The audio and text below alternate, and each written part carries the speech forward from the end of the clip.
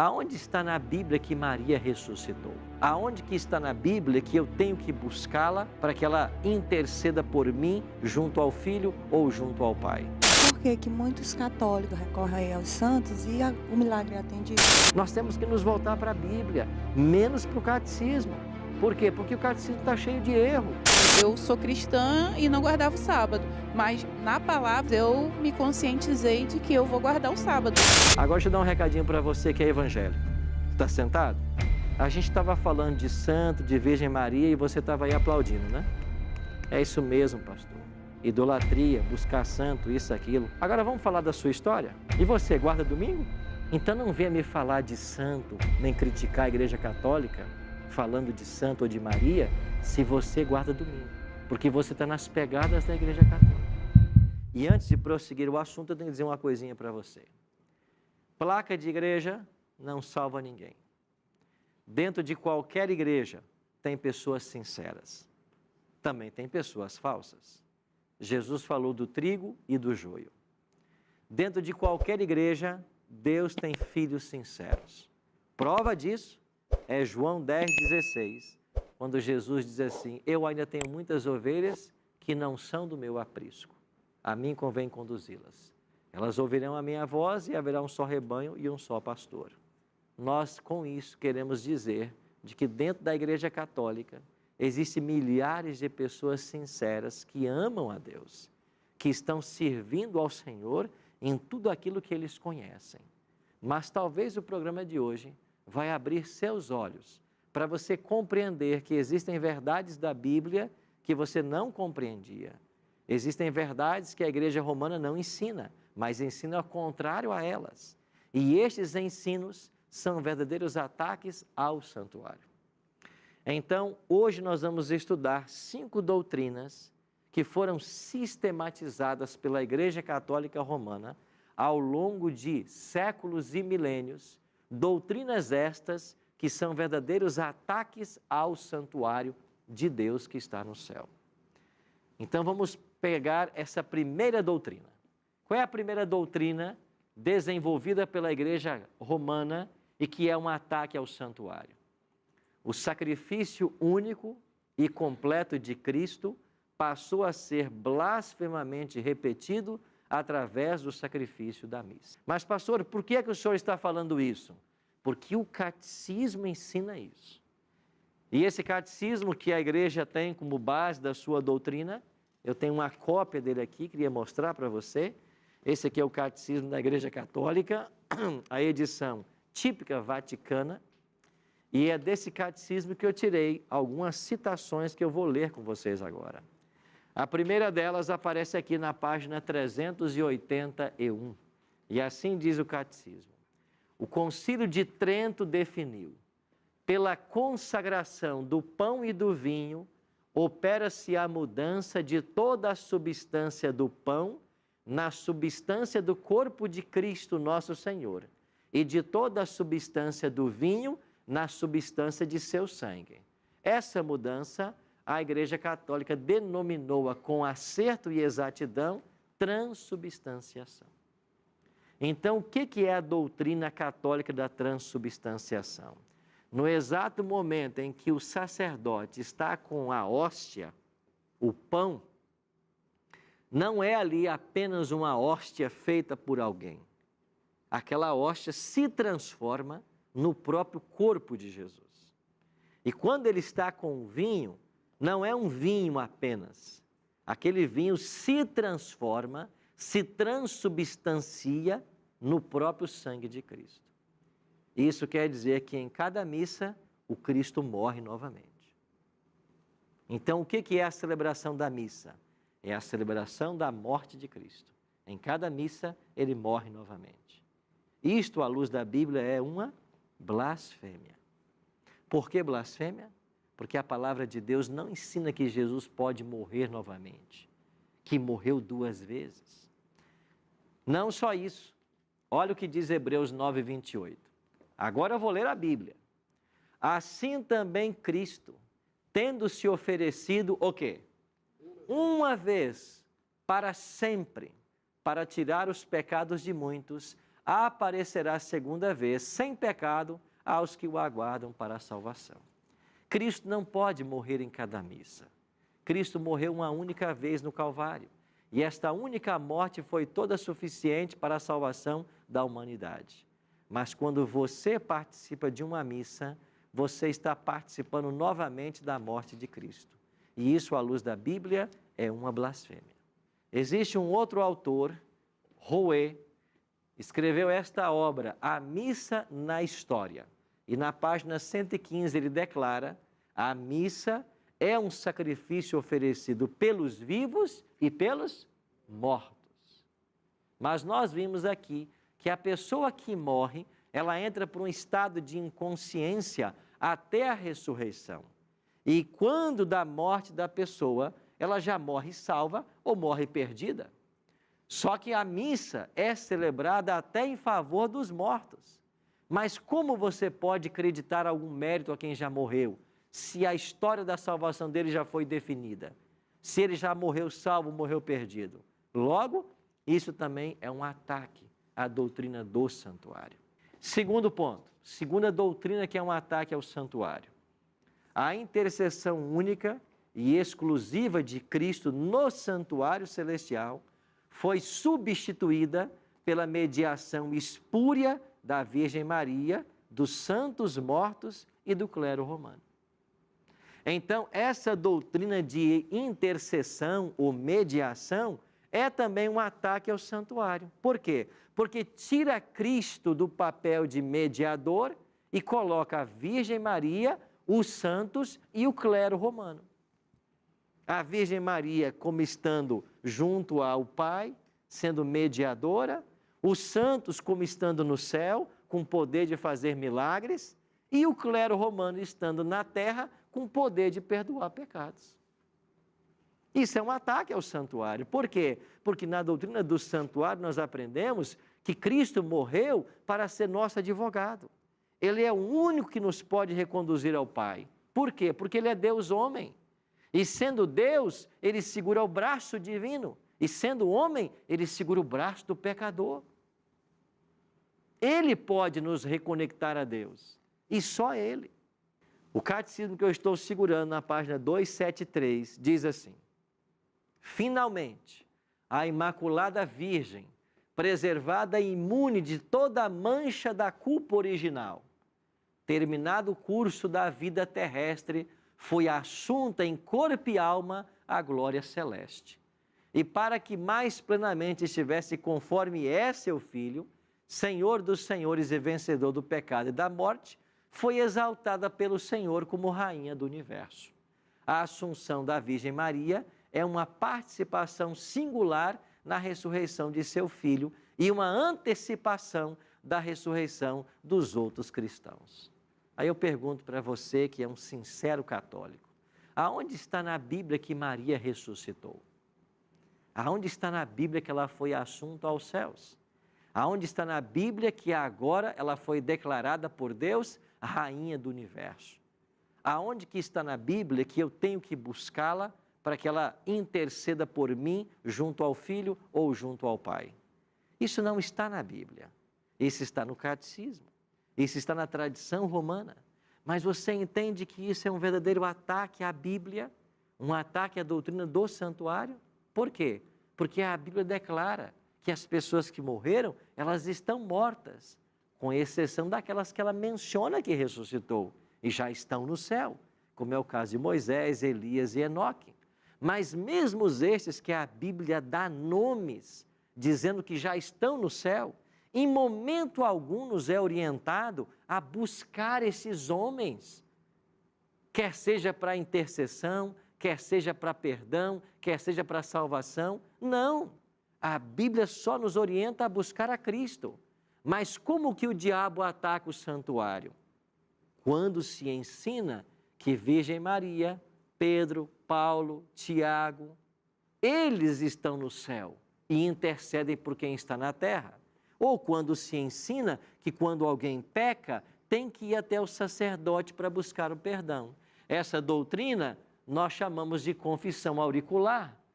Só que a Bíblia diz: porquanto há um só Deus e um só mediador entre Deus e os homens. E quem é esse único mediador? Cristo Jesus, homem. Então, quando eu ensino a doutrina da confissão auricular, que você tem que buscar um sacerdote para ter o perdão dos pecados, isto é uma blasfêmia. Ninguém pode perdoar o seu pecado. E mais, olha o que diz Deus a Moisés em Deuteronômio 18: não se achará entre ti quem faça passar pelo fogo o seu filho ou sua filha. Que entre vocês não ache ninguém que queime os filhos, como era hábito de muitos nos dias do povo de Israel, queimar os filhos aos deuses pagãos. Que não se ache esse povo no meio de ti, nem adivinhador, nem prognosticador, nem agoureiro, nem feiticeiro, nem encantador, nem necromante, nem mágico, nem quem consulte os mortos. Pois todo aquele que faz tal coisa é o quê? Abominação ao Senhor. Deuteronômio 18, 10 a 12.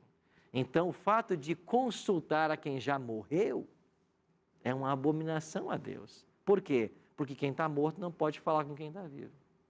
Certo? Sim, amiga Lariane? Pastor, nós convivemos com muitas pessoas católicas, né? Então, a gente sempre perguntam para a gente a nossa ideia da Virgem Maria. A gente fala assim, a gente respeita por ser uma pessoa que foi escolhida para gerar, né? Mas que a gente não acredita que ela faz a mediação, né, entre nós e Deus, que é o único, que é Jesus Cristo. Mas aí eles falam que muitas pessoas chegam a eles e falam assim, que não respeitam a Virgem Maria, que ela não teve... E ela teve um papel, assim, né, na história bíblica, porque ela foi escolhida. E a gente tem que ter muita sabedoria para falar isso, né? Claro. Maria foi escolhida por Deus para ser a mãe do Messias. E quando a gente pensa que Cristo, com 12 anos, discutia com os doutores lá no templo, aonde ele havia aprendido tanto da palavra de Deus, se ele nunca frequentou uma escola dos judeus, ele aprendeu com Maria. Maria é um exemplo de mãe, por partilhar com os filhos o conhecimento da palavra. Exemplo de uma mulher piedosa, que acompanha o filho até a morte, estava lá na cruz.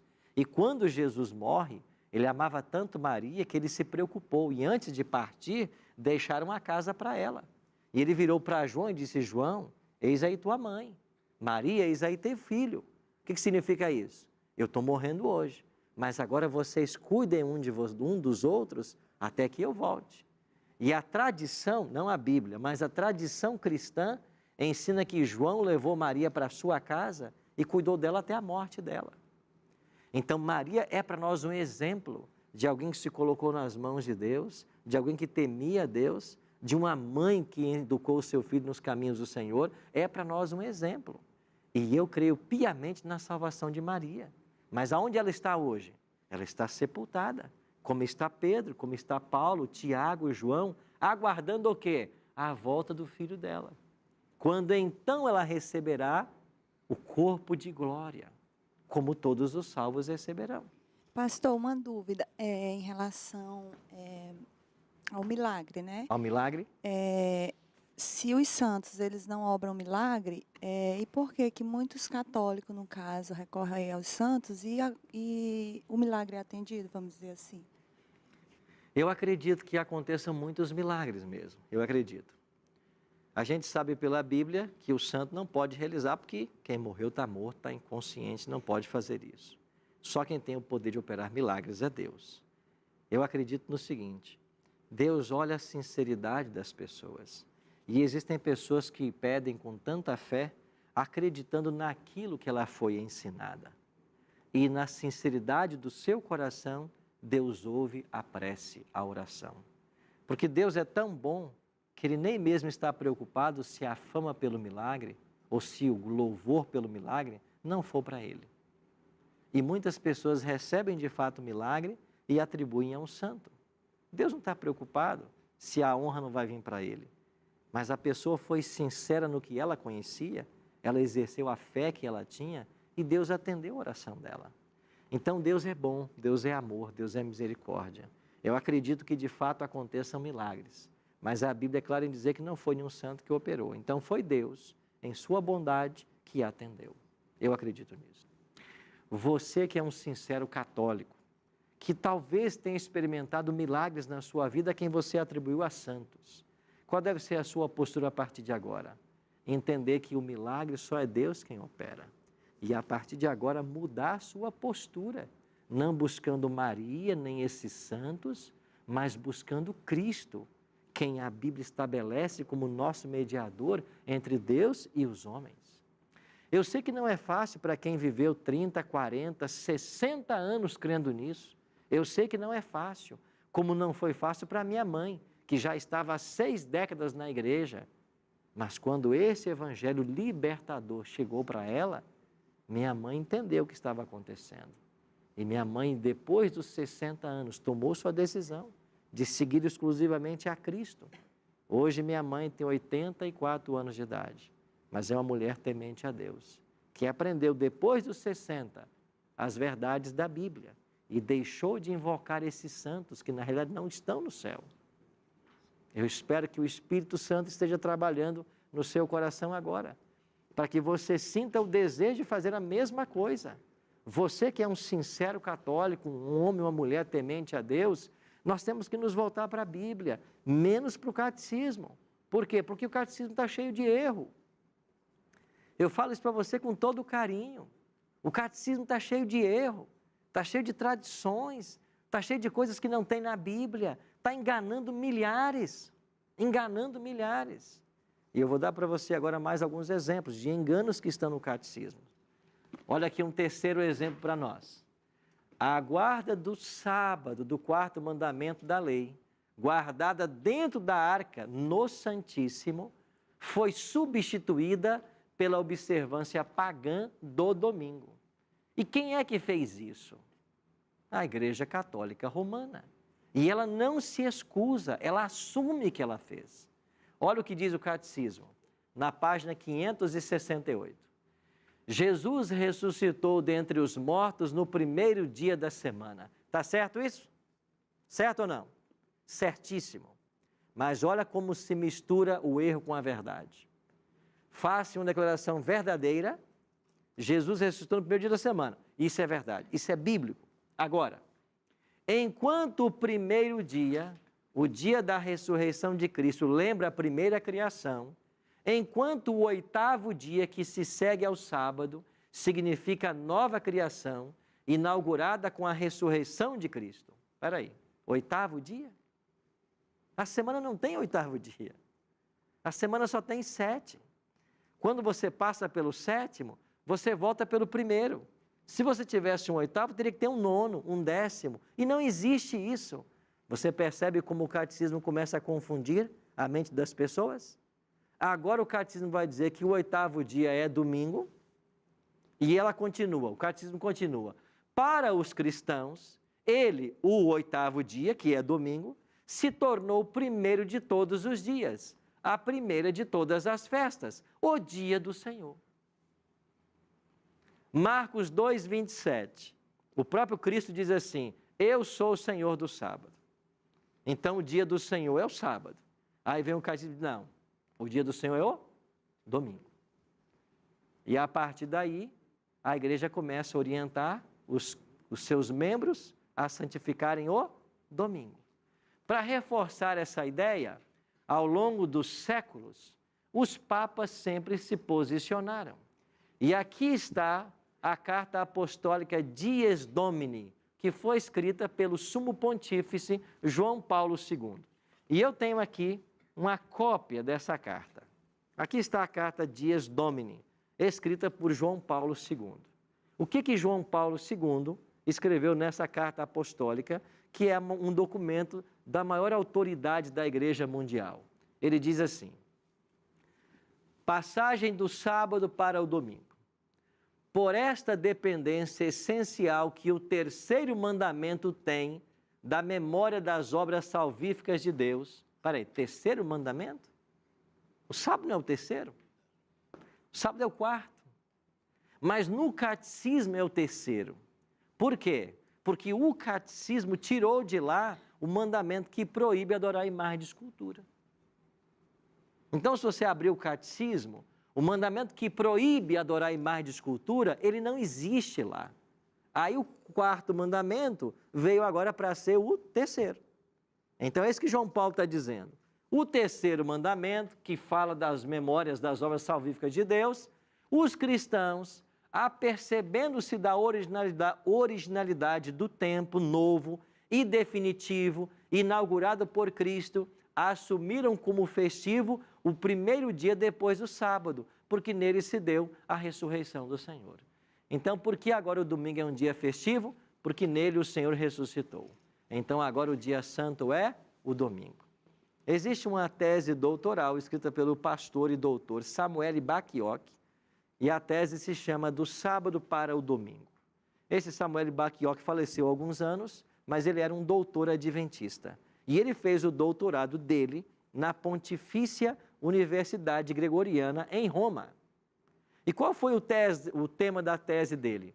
From Sabbath to Sunday, do sábado para o domingo. E nessa tese doutoral, ele prova com documentos da própria igreja romana que a mudança do sábado para o domingo foi feita pela igreja. E ele tirou esse doutorado lá, na Universidade Gregoriana, em Roma. E quando a Universidade Católica deu para ele o título de doutor e colocou o imprimato do Vaticano na sua tese, eu tenho uma cópia em casa da tese dele, quando ele colocou, quando a instituição romana coloca ali o imprimato, dizendo que esse homem é doutor e o que ele fala é verdade, ela está dizendo, fomos nós mesmos quem mudamos sábado e domingo. Agora deixa eu dar um recadinho para você que é evangélico. Está sentado? A gente estava falando de santo, de Virgem Maria e você estava aí aplaudindo, né? É isso mesmo, pastor. Idolatria, buscar santo, isso, aquilo. Agora vamos falar da sua história? E você, guarda domingo? Então não venha me falar de santo, nem criticar a Igreja Católica, falando de santo ou de Maria, se você guarda domingo. Porque você está nas pegadas da Igreja Católica.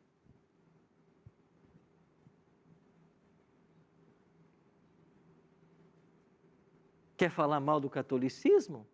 Não é falar mal. Quer criticar a doutrina católica? E guarda o domingo? Você está nas pegadas do catolicismo. Você está fazendo o que a Igreja Católica ensinou? E não o que a Bíblia ensinou. Eu dou para você 104 textos da Bíblia que falam que o sábado é o dia do Senhor, é o dia santo, é o dia criado por Deus. Você não tem nenhum, para falar que domingo é dia santo. Ah, mas você santifica o domingo. Você aprendeu isso com quem? Com a Bíblia? Não, você aprendeu com a Igreja Católica. Então, se você é um evangélico sincero, temente a Deus, se você quer ser fiel a Deus, é claro que você vai concordar com a Bíblia que não deve se adorar imagens, que não deve se buscar santos como mediador. Agora, você também tem que concordar que você tem que guardar a lei de Deus toda, inclusive o sábado, porque domingo é invenção da Igreja Romana. Aí eu pergunto, você vai ser coerente a partir de hoje? Tem que ser coerente. Ou você aceita toda a verdade ou não aceita nada. Tem que ser coerente. Então, quando a gente vai para a Bíblia, o que a Bíblia me ensina? Eu vou dar só um exemplo. Lucas 23, 54. Era o dia da preparação e começava o sábado. Como a Bíblia chama o sexto dia? A sexta-feira. Dia da preparação.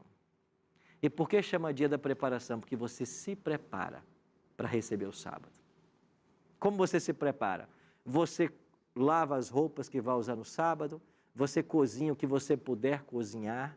Não que seja pecado esquentar alguma comida no sábado, mas não deixa para cozinhar um feijão no sábado, cozinha na sexta. Você tem que fazer supermercado? Compra na sexta, não compra no sábado. Faça o que você puder na sexta, para no sábado não comprar, não vender, não gastar tempo com outras coisas. Por quê? Porque a Bíblia diz que é o dia da preparação. Você tem que se preparar para receber o sábado. Aí diz assim, era o dia da preparação. As mulheres que tinham vindo da Galiléia com Jesus viram o túmulo e como o corpo fora ali depositado, então se retiraram para preparar aromas e bálsamos. E no sábado descansaram segundo o quê? O mandamento. Então, entre essas mulheres que tinham vindo da Galiléia, estava a própria mãe de Cristo, Maria. E o que fez Maria no sábado? descansou, segundo o mandamento. A Bíblia é clara em dizer que o sábado é o mandamento. Antes aqui de avançarmos, Vanessa? Pastor, a respeito voltando um pouco naquela parte do catecismo, né? A artimanha do mal é que como nós seremos julgados pela lei, é que nós passamos a transgredi-la, né? O mal quer que você ache que é a lei que teve mandamentos cancelados. Isso, e aí tirando alguns, a gente começa a transgredir sem a consciência de que, aparentemente, a palavra de Deus diz, né, conhecerei a verdade vos libertará. E como nós ficamos na superfície do evangelho, a gente acaba aceitando o que nos falam e não vai aprender com o Espírito Santo no papel da Bíblia. Né? Aí, esse período, né? Ele já está escrito no nosso livro de registros no céu a respeito do que nós fizemos, assim, ou quando Deus dá o entendimento de que nós, por exemplo, esse exemplo que o senhor deu, eu sou cristã e não guardava o sábado, mas na palavra, durante esse período dos estudos, eu me conscientizei de que eu vou guardar o sábado. Então Deus vai ignorar esse passado que você não conhecia e vai considerar agora que você conhece. Sim. Então, se você não conhecia, não guardava porque não conhecia, Deus ele não considera isso. Esse é o tempo de ignorância que fala Atos 17:30. Sim. Ok? Obrigada. Magno? Pastor, se tratando do sábado, e questão de alimentação também, nós temos o Romanos 14, né? Há aqui uma dificuldade em entender o texto. Sobre alimentação?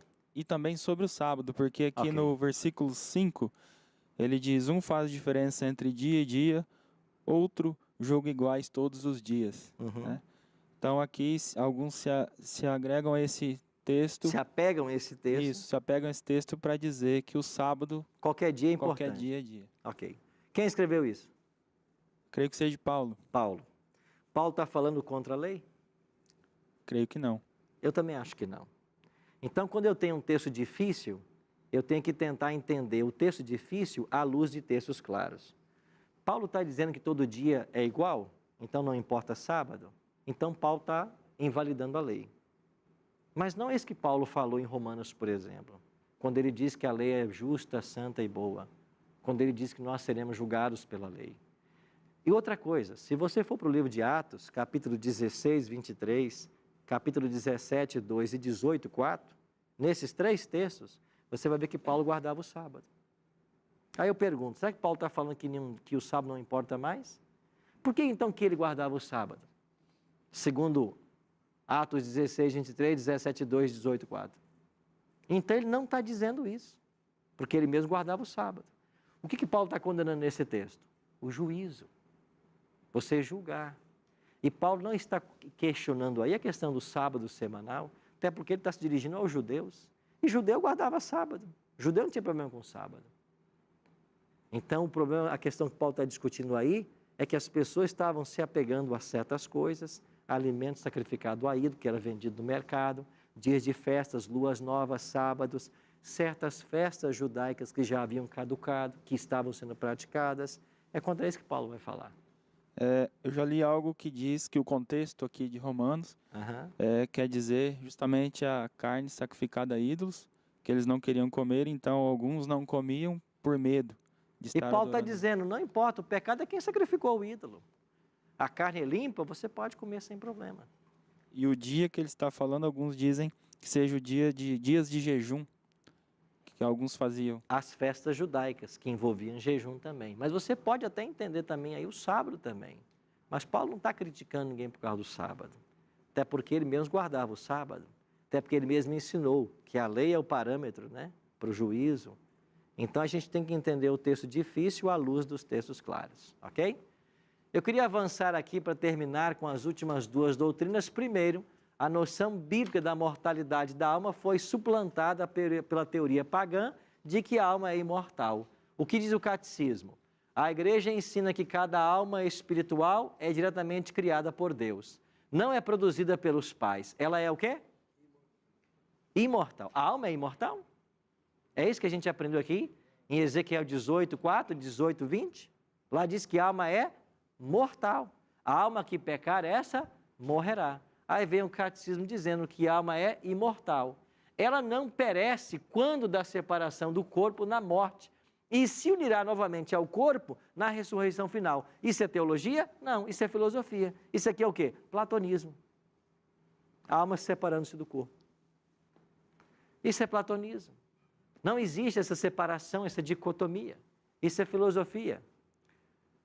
Última doutrina. A gloriosa esperança na segunda vinda de Cristo deu lugar à teoria pagã da recompensa logo após a morte. O que ensina o catecismo? A alma na morte vai ao encontro de Cristo e o corpo cai na corrupção. Dualismo platônico separa a alma de corpo e quando a pessoa morre, a alma já vai ao encontro de Cristo. É isso que a Bíblia ensina. Se a alma vai ao encontro de Cristo, por que ele vai voltar? Se existe alma que se separa do corpo, consciente, então a Bíblia ensinou errado. O que diz a palavra de Deus? Que Jesus vem sem demora e ele vai dar o seu galardão quando ele voltar. Então não existe recompensa imediata. A recompensa só será dada na volta de Jesus. A pergunta que eu faço para você hoje é: qual será a sua resposta a essas verdades da Bíblia? Você quer andar com Deus? Quer ser submissa à vontade dEle? Quer o céu? Deus Pai, Deus Filho, Deus Espírito, todos os anjos vão estar do seu lado para te ajudar. Existe um exército para nos ajudar na nossa caminhada e nos ajudar a chegar aos céus. Basta nós dizermos sim, eu quero, eu quero. Eu sei que não é fácil as mudanças para alguns. Você pode estar pensando: pastor, eu criei tantos anos nisso, o que vai dizer a minha família, o que dirá meus amigos, e o líder religioso que eu sirvo, que eu sigo, que eu admiro tanto. Eu sei que não vai ser fácil, mas Cristo não chama você sem dar o poder e a capacitação para você segui-lo. Ele vai te ajudar a ter sabedoria, ter tato, porque finalmente nós temos que amar a todos, não podemos desprezar ninguém, temos que tratar bem a todos. Mas eu não posso deixar que a minha salvação corra risco por causa de uma coisa que me ensinaram errado. E se o Espírito Santo está falando no seu coração hoje, eu quero convidar você a tomar uma decisão, a se entregar a Cristo e a passar a seguir as verdades que você está aprendendo. Vamos orar agora? Pai Santo, obrigado pela Tua Palavra, que de forma tão clara nos apresenta o caminho que nós devemos seguir rumo aos céus. Obrigado pela graça maravilhosa que em Cristo nos foi manifesta, que nos alcança hoje e nos liberta. Nos ajude a vivermos na Tua presença. Ajude-nos a fazer as mudanças que nós precisamos para estarmos de acordo com a Tua vontade. É a nossa oração. Em nome de Jesus. Amém. Então esse foi o nosso vídeo de hoje. Se você gostou, deixa aí o seu like, deixa o seu comentário. Se não for inscrito ainda em nosso canal, se inscreva e ative o sininho de notificações para receber os próximos vídeos. Compartilhe também esse vídeo no Facebook e no WhatsApp para que mais pessoas tenham acesso a esse conteúdo. E nunca esqueça que a palavra de Deus é viva e eficaz.